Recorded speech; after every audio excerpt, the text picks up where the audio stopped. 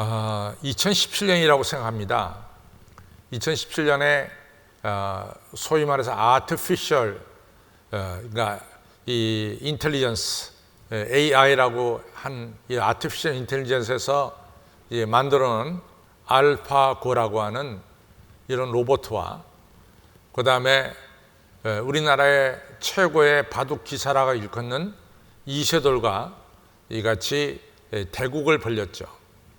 2017년에 큰 이같이 사람들의 관심을 가졌어요. 우리가 아는 대로 이 아티피셜 AI가 만든 알파고가 이 사람으로서 바둑 기사 최고의 자리에 있었던 이세돌을 이겼습니다. 그때 우리가 기억하는 것은 이제는 이 AI 시대가 왔다. 이 AI가 인간의 모든 문제를 해결해 줄 수가 있다.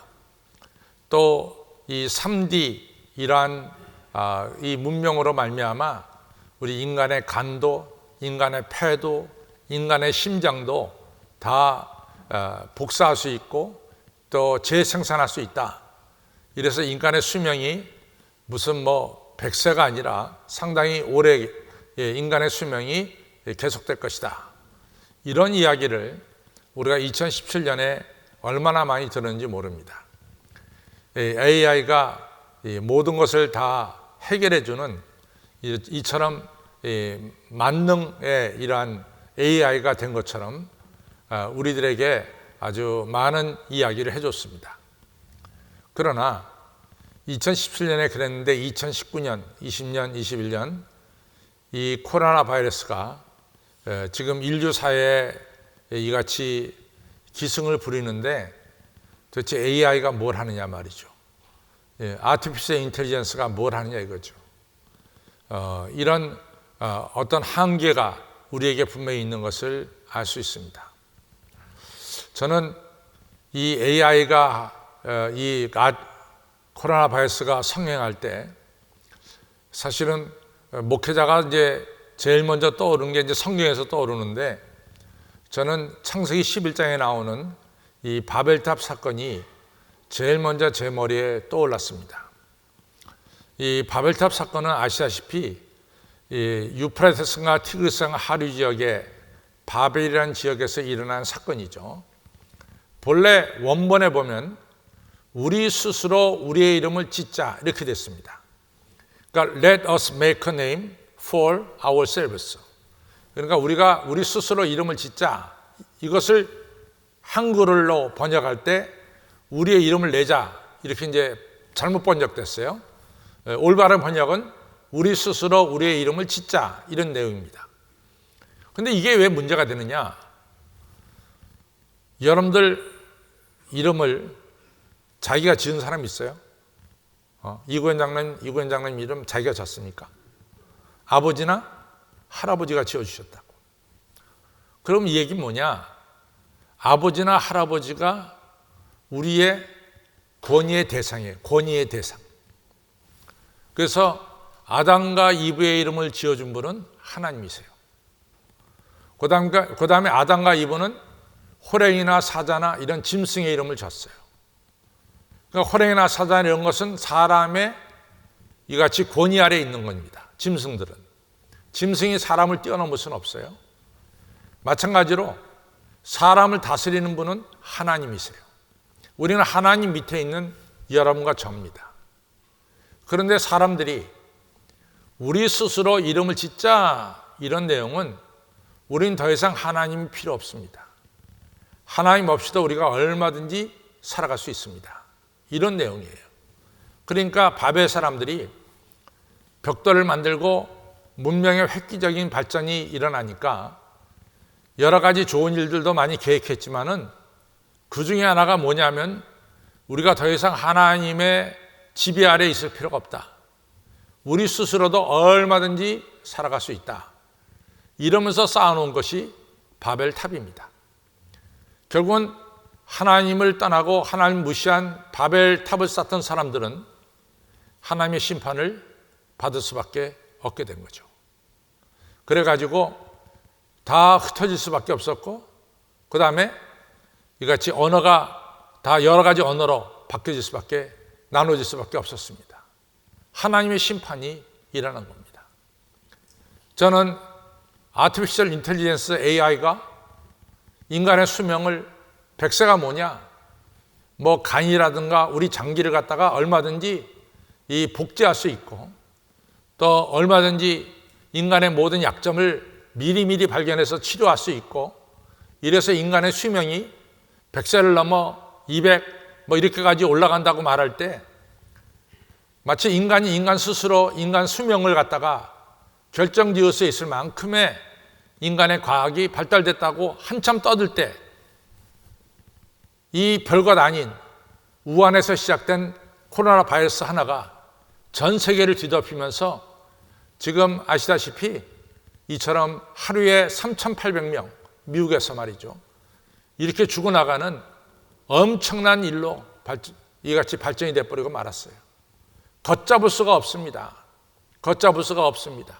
정말 하나님께서 개입하셔서 이처럼 이 문제를 해결하시면 안 되는 거죠. 요한복음 15장을 보면은 우리 15장 1절에 나는 참포도나무여 우리 아버지는 농부다. 너희는 가지다.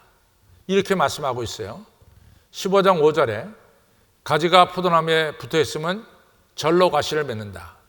그러나 가지가 포도나무에 떨어져 나가면 말라 죽을 수밖에 없다.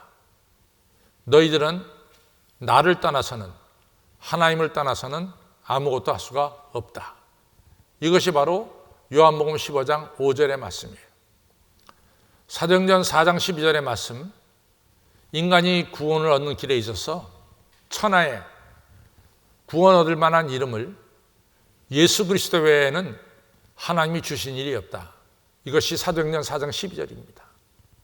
우리를 구원할 수 있는 분은 바로 예수 그리스도밖에 없다라고 하는 중요한 사실을 성경은 말씀하고 있습니다. 오늘 우리가 읽은 이 성경 본문은 요한복음만 빼놓고 마태, 마가, 누가복음에 다 나왔어요. 그런데 이 청년에 대해서 이 마태, 마가, 누가를 종합해 보면은 이 성경에 나오는 이 인물은 청년입니다. 젊었습니다. 두 번째는 부자입니다. 세 번째는 관원이에요. 그러니까 젊었고 부자고 그 당시 세상적인 지위를 갖고 있었던 관원이었어요. 게다가 윤리적으로 굉장히 깨끗한 사람이었어요. 그러니까 어떻게 보면은 모범생이에요, 모범생. 많은 사람들에게 삶의 모델이 될 수 있는 모범생입니다. 젊었고 부자고 그리고 관원이고 거기다가 윤리적으로 깨끗한 사람이에요. 근데 이 사람이 예수님을 찾아왔어요. 자기가 다 가졌어요. 세상 사람들이 부러워하는 것들을 다 가졌죠. 그런데 이 사람이 와가지고 어떻게 하면 내가 구원을 얻을 수 있습니까? 라고 이제 예수님께 물어왔습니다. 이때 예수님께서 세 가지를 얘기합니다. 너는 왜 나를 갖다 선한 선생님이라고 말하느냐? 선한 선생님은 하나님밖에 없다. 이게 첫 번째고, 두 번째, 너 계명을 다 지켰냐? 그랬더니 이 젊은 이 관원이 말하기를 제가 어려서부터 계명을 지켰습니다. 살인하지 말라, 간음하지 말라, 도둑질하지 말라, 거짓 증거하지 말라, 이웃 것을 탐내지 말라, 그리고 내 부모를 공경하라.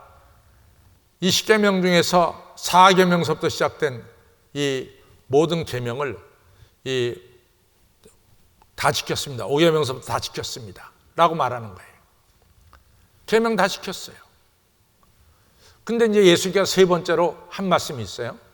그것은 뭐냐면 너 가진 재산을 다 팔아 가난한 자들에게 주고 그러면 하늘에서 내게 보상이 있을 것이다. 그리고 와서 나를 따르라. 이런 말씀을 하셨어요. 근데 그게 너무 이 부자 청년한테는 어려운 거예요. 심히 근심하면서 떠나갔다 그랬어요. 그걸 갖다가 예수님도 보시고 제자들도 다 봤습니다. 제자들이 예수님이 이것을 본 제자들에게 이런 말씀합니다. 부자가 천국에 들어가는 것이 얼마나 어려운지 낙타가 바늘귀로 들어간 것보다 더 어렵다. 이 말씀 예수님이 하신 거예요. 오늘 우리가 읽은 본문에 보면은. 그랬더니 제자들이 예수님 그러면은 세상에 누가 구원을 받겠습니까?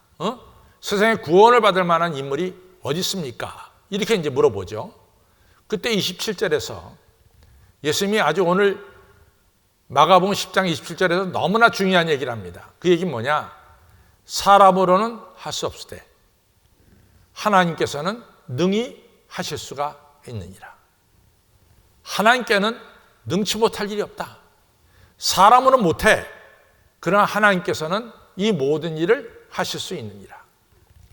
우리가 인생을 살면서요, 여러분과 저가 해야 될 일이 있습니다. 그러나 분명한 것은 하나님이 하실 일이 확실히 있습니다. 오늘 우리가 은혜를 받고자 하는 것은 하나님이 하실 일, 그 일이 무엇인지 우리가 분명히 알아야 됩니다. 이제 문제는 뭐냐? 사람들이 하나님이 하실 일을 갖다가 사람들이 무시하는 거죠. 제껴놓는 거죠. 사람이 모든 일을 할 수 있다라고 생각을 하는 거예요. 쉽게 말해서 AI가 인간의 생명도 마음대로 누릴 수 있고 AI가 인간의 가지고 있는 모든 문제도 해결할 수 있는 것처럼 인간이 생각하는 거죠. 벽돌을 만들어 놓고 신할 평지에 집을 짓기 시작하면서부터는 인간이 모든 것을 해결할 수 있다라고 생각하고 더 이상 하나님 우리의 이름을 지어줄 필요가 없습니다. 우리를 다스릴 필요가 없습니다. 이렇게 이제 생각을 하는 거죠. 그러나 우리의 인생을 살려보면 여러분과 저가 지금까지 살아오면서 수없이 깨닫는 것은 내가 하지 못하는 일이 너무나 많다는 겁니다. 하나님만이 하실 일이 정말로 많다는 거죠. 이것을 여러분과 저가 정직하게 받아들이고 인정하고 그리고 하나님이 해야 될 일을 하나님께 내어 맡길 수 있는 이러한 결단과 믿음이 우리에게 필요하다 이거죠. 예수님 믿는 사람이건 믿지 않는 사람이건 간에 성경 66권 중에서 제일 많이 인용하고 알고 있는 성경 말씀이 뭐냐라고 물어보면은 마태복음 5장에서 시작하는 팔복이에요. 심령이 가난한 자는 복이 있나니 천국이 저의 것이며 온유한 자는 복이 있나니 저가 땅을 차지할 것이요. 이렇게 시작되는 마태복음 5장, 6장, 7장에 나오는 팔복입니다. 근데 우리가 팔복을 읽다 보면은 너희 의를 위해서 핍박을 받는 자는 복이 있다 그랬어요. 하나님의 자녀라 일컬음을 받는다 그랬어요. 여기까지 또 괜찮아요. 근데 더 읽어나가면 어려운 게 첩첩산중이에요. 뭐냐? 상대방이 너 이쪽 뺨을 떼면 저쪽 뺨 내놔. 그 다음에 상대방이 오리를 가자면 십리를 같이 걸어가죠. 상대방이 너한테 속옷을 달라면 겉옷까지 같이 줘. 더 나가요. 너 원수를 사랑해. 이러면서 마태복음 5장, 6장, 7장에 나오는 산상수훈의 말씀이 나옵니다. 우리 이 말씀 앞에 정직하게 서보잔 말이죠. 여러분 그 말씀 지킬 수 있어요? 지킬 수 있냐 말이죠. 원수가 그래 이쪽 밤 때문에 이쪽 밤 되고 원수를 미워하지 말고 사랑하고 속옷 따는 겉옷까지 주고 물론 산상수훈에는 우리가 지킬 수도 있는 게 또 있어요. 그러나 우리의 힘으로는 지키지 못할 산상수훈의 말씀이 많다고요. 그것을 정직하게 여러분과 저는 인정을 해야 돼요. 내 힘으로는 이 말씀을 다 못 지킵니다. 그렇죠. 또 우리가 지금 이 마가복음 10장 17절로부터 27절 읽었는데 그 전에 13절로 16절에 뭐가 나오냐면 예수님이 어린아이를 하나 갖다 세워놓고 너희들 이 어린아이 갖지 않으면 천국에 들어가지 못한다 그랬어요. 그때 예수님이 말하는 이 어린아이는 뭡니까? 어린아이는 철두철미하게 부모님을 의지하는 거예요. 부모님 없이는 살 수가 없는 거예요. 어린아이 부모님 없이 살 수 없죠. 부모님 의지하는 거죠. 부모님 말씀에 순종하는 겁니다. 또 어린아이 할 때 여기서 어린아이는 순결하고 거룩한 걸 말하는 거예요. 이같이 어린아이 같지 않으면 천국에 들어가지 못한다. 여러분과 저가 어린아이가 될 수 있어요?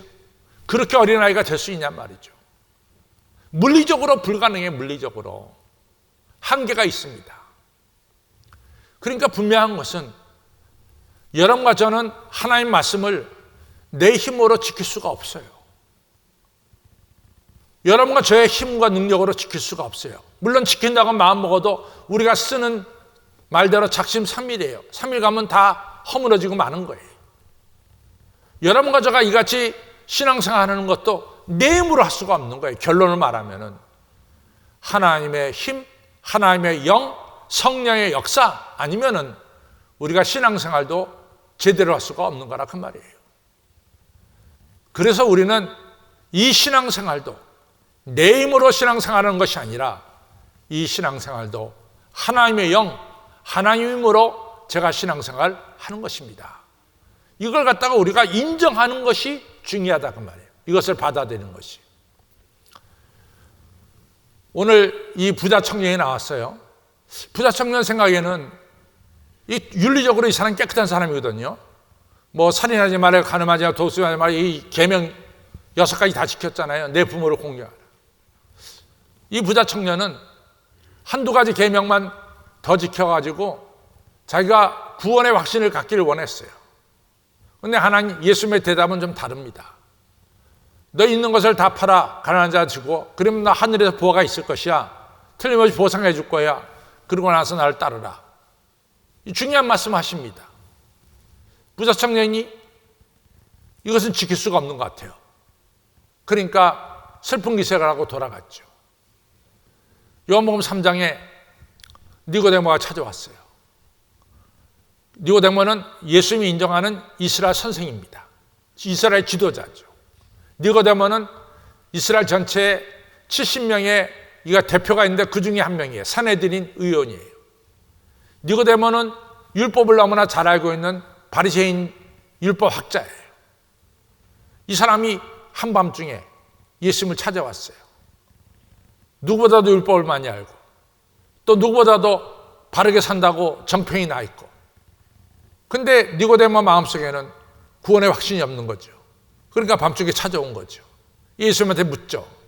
어떻게 하면 영생을 얻겠습니까? 예수님 대답 참 이상해요. 너 거듭나야 된다. 그러니까 니고데모가 그 말을 이해를 못하겠어. 그러니까 예수님의 단도직입적으로 묻죠. 예수님, 내가 이 나이에 어떻게 어머니 모태에 들어갔다 다시 나올 수 있습니까? 단도직입적으로 묻는 거야. 이거 불가능한 거 아닙니까? 그랬더니 예수님 대답하시기를, 너 이스라엘 선생이 돼갖고 네가 모르냐? 너 물과 성령으로 거듭나지 않으면 하나님 나라 들어갈 수 없다. 이거 물과 성령으로 거듭난다는 얘기, 하나님의 능력이 아니면 너는 거듭날 수 없다는 거 아니에요. 물과 성령으로 거듭나지 않으면. 여러분들 사도 바울도 마찬가지예요. 사도 바울을 칩시다. 사도 바울 뭐예요? 이 베냐민 지파 사람이에요. 왕족입니다. 왕족. 베냐민 지파, 사울 왕이 베냐민 지파입니까? 또 사도 바울 뭡니까? 가말리엘 선생 밑에서 공부했어요. 최고의 학교를 나왔어요. 히브리인 중에 히브리인이야. 율법으로 보면 흠이 없어. 8살 때 할례 받았어. 그러니까 사도 바울이 자신 있게 얘기합니다. 난 바리새파 사람이고 율법에 이같이 의로 볼 땐 나는 흠이 없는 자입니다. 근데 사도 바울이 구원의 확신이 있었냐 말이죠. 사도 바울은 뭐라 그래요? 나는 이러한 모든 것들을 갖다 다 배설물로 버리고 나는 앞에 있는 예수 그리스도를 붙잡으려고 오늘로 달려갑니다. 이 얘기가 뭐예요? 이러한 것들이 나를 구원하는 것이 아니라 나를 구원하실 분은 예수님밖에는 없다. 이것을 분명히 밝히는 거죠. 그렇습니다. 여러분과 저의 구원은 이 부자 청년한테도 예수님이 정확하게 말한 것은 네가 가지고 있는 재물로 너 구원받는 게 아니야. 네가 구원받는 것은 바로 예수님밖에는 없단 말이지. 니고데모한테도 얘기하기를 십자가에 달리신 예수님을 바라볼 때 거기에서 구원이 일어난다 라는 말씀을 요한복음 3장 분명히 말씀하고 있죠. 사랑하는 성도 여러분, 여러분과 저가 하나님의 자녀되고 구원의 확신을 가지고 천국 백성 되는 길도 누구밖에 없다? 하나님밖에 없다. 우리의 힘으로는 절대로 안 된다. 우리의 힘으로는 절대로 하나님의 말씀을 제대로 지킬 수도 없다. 이 모든 것도 다 하나님 주시는 성령의 역사와 은혜로서만이 우리는 하나님의 말씀을 지킬 수 있다라고 하는 사실이에요. 그러면 중요한 결론에 도달했어요. 여러분과 저는 결론이 뭐냐? 하나님의 능력을 힘입어야 돼. 하나님의 은혜를 받아야 돼. 이것이 결론입니다. 우리는 2021년 하나님의 은혜와 능력을 받으면서 살아야 된다는 것이 결론이에요. 그러면 우리가 어떻게 하나님의 은혜와 능력을 받느냐? 이것이 중요한 거예요. 중요한 거예요. 여러분들 인간의 말로 이것이 교육으로 이렇게 될 수 있느냐는 거죠. 여러분들 가까운 사람 중에, 아니 내 아들 중에 한 명이 알코올 너무너무 좋아해. 알코올 중독자야. 아버지가, 어머니가 걔를 불러다 놓고 걔 앞에서 막 울어요. 야 이놈아, 좀 술 그만 먹어라.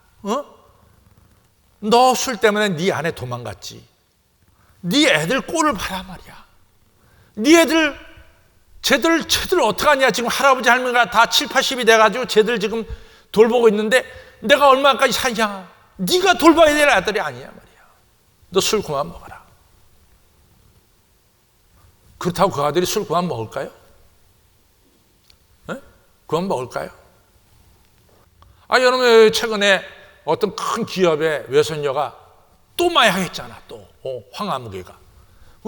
얼마나 그 집 주변에서 그랬을 거야. 야, 너 다시는 마약하지 마.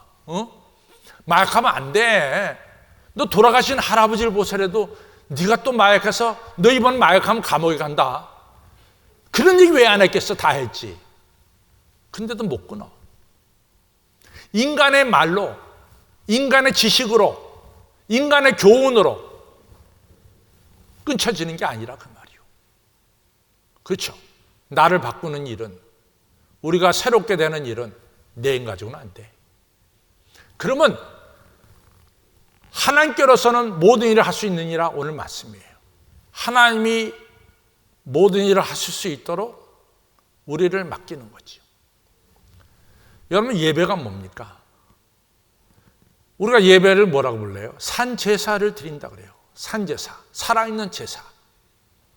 제사를 드린다는 것은 여러분과 저가 제물이 되는 거예요. 하나님 앞에.